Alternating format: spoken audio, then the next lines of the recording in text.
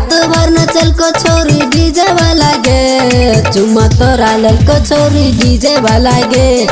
चुम्मा तोरा लल को छोरी डीजे वाला गे जिला शहर सुपौल वाला गे जिला शहर सुपौल वाला गे चुम्मा तोरा लल को छोरी डीजे वाला गे चुम्मा तोरा लल को छोरी डीजे वाला गे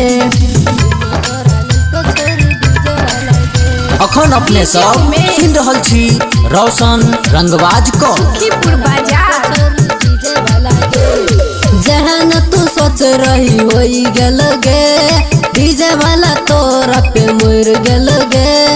डीजे वाला तोरा पे मर गेल गे जहन तू सोच रही होई गेल गे डीजे वाला तोरा पे मर गेल गे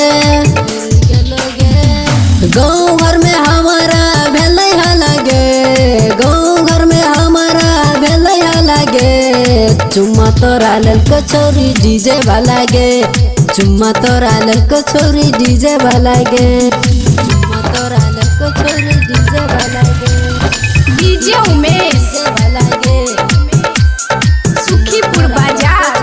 डीजे वाला गे हे गई नया छो जवानी अब करे न तू लाज ओढ़नी उतारिए के करे छोरी प्यार ओढ़नी उतारिए के करे छोरी प्यार हे गई नया छो जवानी अब करे न तू लाज ओढ़नी उतारिए के करे छोरी प्यार करे छोरी प्यार काहे रोशन तोरा परलो पलागे काहे रंजन तोरा परलो पलागे चुम्मा तोरा लल को छोरी डीजे वाला गे